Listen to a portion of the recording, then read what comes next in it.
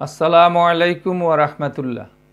BD মেজারমেন্টের আপনার প্রশ্ন আমাদের উত্তরের একটি নতুন পর্বে আপনাদেরকে স্বাগতম।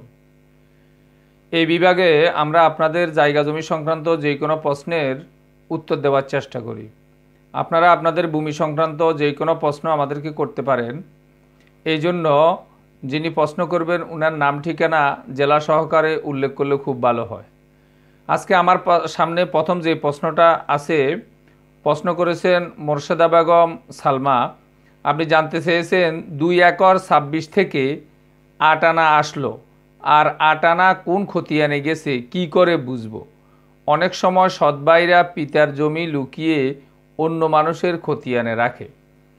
আপনি একটা পর্সায় হয়তো 2 একর 26 থেকে এখানে জমির পরিমাণ 8 আনা, টোটাল জমির পরিমাণ 2 একর 26 ছিল, এখানে 8 আনা আসছে। আপনার প্রশ্ন হলো 16 আনার বাকি 8 আনা কোথায় গেল?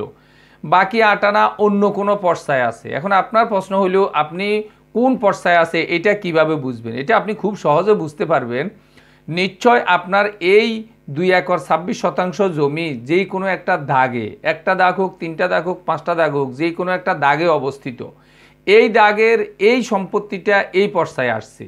বাকি আপনি এই দাগটা দিয়েই যখন তল্লাশি করবেন যে এই দাগেরই অবশিষ্ট সম্পত্তিটা কোন খতিয়ানে কোন পর্সায় গেছে, এটা খুব সহজেই পেয়ে যাবেন। এই খতিয়ানটা যেই নাম্বার, এটার আশেপাশের নাম্বারগুলিও হবে, যেহেতু একই দাগের জমি এটার পরপর খতিয়ানে থাকবে, হয় এগুলি আপনাদের নামে, বাকিগুলি হয়তো অন্য কারো নামে যাবে, কিন্তু এটা বেশি দূরের কোনো খতিয়ানে যাবে না। যার কারণে এই দাগের সম্পত্তি বিদায় আপনাকে টার্গেট নিতে হবে যে এই দাগের বাকি সম্পত্তি কোন কোন পর্সায় গেছে, কত নাম্বার খতিয়ানে গেছে। যখন দেখবেন তাহলে তখন আপনি বুঝতে পারবেন এই সম্পত্তিগুলা কার কার নামে আছে। এই হিসাবে আশা করি আপনি বিষয়টা ধরতে পারবেন। আপনি আরও একটা প্রশ্ন করেছেন যে সিএস ও এস এর রেকর্ড কত ইঞ্চি সমান 1 মাইলি হয়েছে। সিএস এবং এস এর রেকর্ডটা হওয়ার সময় আমাদের দেশে যে নকশাটা তৈরি হয়েছে ওটা সাধারণত 16 ইঞ্চি সমান 1 মাইল স্কেলে করা হয়েছে। আশা করি বিষয়টা বুঝতে পারছেন। অসংখ্য ধন্যবাদ আপনাকে গুরুত্বপূর্ণ প্রশ্ন করার জন্য। পরবর্তী প্রশ্নটা যিনি করেছেন মোহাম্মদ তাহের, আপনি সালাম দিয়ে জানতে চেয়েছেন ওয়ালাইকুম সালাম রাহমাতুল্লাহ। ভাই, আমার নাম মিজান, আমি সিলেট থেকে বলছি।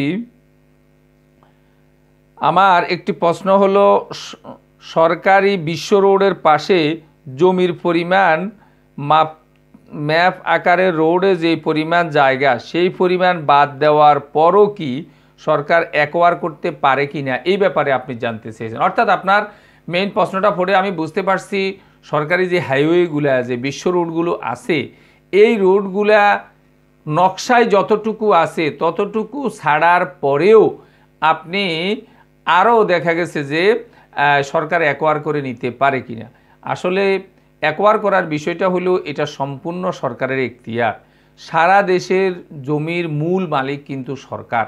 সরকারের কাছ থেকে আমরা নির্দিষ্ট কিছু খাজনার বিনিময়ে এটা বছরের পর আপনি বছর ভোগ করতেছেন। এই জন্য সরকার যখনই চাইবে, ইচ্ছা করলে এই জমিগুলোকে অ্যাকোয়ার করে সরকার নিজের প্রয়োজনে এগুলি নিতে পারে। এই জন্য যেই কোনো জমিয়ে সরকার তার উচিত মূল্য গ্রাহককে দিয়ে যে কোনো জমি অ্যাকোয়ার করে নিতে পারে। আর আপনি হাইওয়েটা কতটুকু আছে, কতটুকু ছাড়বেন, এইটা বোঝার জন্য আপনাকে যেটা করতে হবে সেটা হলো ওই স্থানীয় নকশাগুলো বের করে আপনাকে দেখতে হবে যে এখানে হাইওয়েটা কত ফুট দেখাইছে। যে তত ফুট ছেড়ে তারপরে হইলো ব্যক্তি মালিকানাধীন জমি। এরপরে এই ব্যক্তি মালিকানাধীন জমিও সরকার কোনো সময় চাইলে যে নিজের মতো করে অ্যাকোয়ার করে নিতে পারে।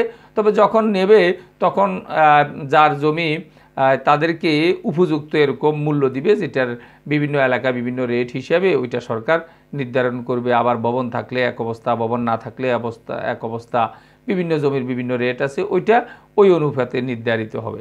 আশা করি বিষয়টা বুঝতে পারছেন। এরপরেও কোনো অংশ না বুঝলে আমাদেরকে আবার প্রশ্ন করতে পারেন, আমরা জবাব দেওয়ার চেষ্টা করব ইনশাল্লাহ। পরবর্তী প্রশ্নটা যিনি করেছেন মোহাম্মদ আরমান সাহেব, আপনি আমাদের পুরনো পর্সা থেকে শতাংশ বের করা, খুব সম্ভবত এটা দেখেই এটার ভিডিওর উপরে আপনি একটা কমেন্ট করে জানতে চেয়েছেন আমাদের কাছে যে এখানে ৭৬,৮০০টা কোথা থেকে এলো। অর্থাৎ ৭৬,৮০০ আমরা কোথায় পেলাম। আসলে একটা পর্সার টোটাল সম্পত্তি, মোট সম্পত্তিকে ১৬ আনা যেরকম ধরা হয়, এটা হিস্সা বন্টনের জন্য এই ১৬ আনাকে ৭৬,৮০৩ও বলা হয়। অর্থাৎ ১১৬ আনা সমান ৭৬,৮০৩। এটাকে আপনি ধরে নিতে পারেন এটা একটা সূত্র। অর্থাৎ জমির ক্ষুদ্রতম অংশকে যখন আমরা তিলে প্রকাশ করব, আর টোটাল একটা পর্সার যেই পরিমাণ সম্পত্তি আছে এটাকে ৭৬,৮০৩ বলা যায়। পরবর্তীতে তিলে তিলে ভাগ করলে কারো ৫,০০০ তিল, কারো ২,০০০ তিল, আরও বিভিন্ন প্রকার তিল এরকম হইতে পারে। টোটাল এরকম ৭৬,৮০০ তিলে ১১৬ আনা এরকম হবে। এই জন্য এই ৭৬,৮০০টা আসলে আমরা কোথাও থেকে পাই নাই, বরং এইটা একটা সূত্র। এই হিসাবে ধরে আপনি মুখস্থ রেখে ওই পর্সা দেখার যেই ভিডিওটা এটারে আপনি চালিয়ে যেতে পারেন, ভালোভাবে দেখে আশা করি জিনিসটা বুঝতে পারবেন। পরবর্তী প্রশ্নটা যিনি করেছেন তিনি মোহাম্মদ আলামিন সাহেব। আপনি জানতে চেয়েছেন জমির একদিকের কথা, জমির দিক জানা আছে, অর্থাৎ আপনার দৈর্ঘ্যটা আপনার জানা আছে এবং ক্ষেত্রফলও জানা আছে। এখন প্রস্থ কিভাবে বের করব? এটা খুবই সহজ একটা জিনিস। যখন আপনি ক্ষেত্রফল জানেন, বর্গফুটে, বর্গ হাতে, বর্গ গজে, বর্গ মিটারে, যে কোনো কিছুতেই ক্ষেত্রফল জানেন না কেন, এবং আপনার যদি দৈর্ঘ্যটাও যদি আপনার জানা থাকে, তাহলে প্রস্থ বের করার জন্য, প্রস্থ বের করার সূত্র হলেও ক্ষেত্রফলকে আপনি ভাগ করবেন দৈর্ঘ্য দ্বারা, তাহলে আপনার প্রস্থ বের হয়ে যাবে। ধরেন আপনার ক্ষেত্রফলটা আপনার এখানে 10 পাইছেন, হইতে পারে এটা বর্গফুট, বর্গ হাত, বর্গ গজ, বর্গ মিটার, ওইদিকে আমি গেলাম না, 10 পাইছেন। এখন আপনি প্রস্থটা যদি আপনি এখানে দৈর্ঘ্যটা যদি আপনি 5 পান, তাহলে এই 5 দ্বারা আপনি 10কে ভাগ করবেন। তখন এই যে 5 দ্বারা 10কে ভাগ করলে যে আপনি 2 পাইতেছেন, এই 2টাই হবে আপনার প্রস্থ। অর্থাৎ ক্ষেত্রফলকে যখন আপনি দৈর্ঘ্য দ্বারা ভাগ করবেন তখন প্রস্থ পাবেন। ঠিক একইভাবে ক্ষেত্রফলকে আবার যদি কেউ প্রস্থ দ্বারা ভাগ করে তাহলে সে দৈর্ঘ্য পেয়ে যাবে। অর্থাৎ দৈর্ঘ্য প্রস্থ যে কোনো একটা জানা থাকলে ক্ষেত্রফলকে যখন ওই দৈর্ঘ্য বা প্রস্থ দিয়ে ভাগ করব, আমি অপরটা পেয়ে যাব। আশা করি বিষয়টা বুঝতে পারছেন। এরপরেও কোনো অংশ না বুঝলে আমাদেরকে কমেন্ট করলে আমরা জবাব দেওয়ার চেষ্টা করব ইনশাল্লাহ। আপনাদের যেই কোনো প্রশ্ন ল্যান্ড সম্পর্কিত আমাদেরকে জিজ্ঞাসা করতে পারেন, আমরা আমাদের সাধ্যমতো জবাব দেওয়ার চেষ্টা করি ইনশাল্লাহ। ভিডিওটি ভালো লাগলে লাইক, কমেন্ট এবং শেয়ার করবেন। আমাদের আজকের প্রশ্ন উত্তর পর্বটা এই পর্যন্ত থাকবে। আল্লাহ হাফেজ।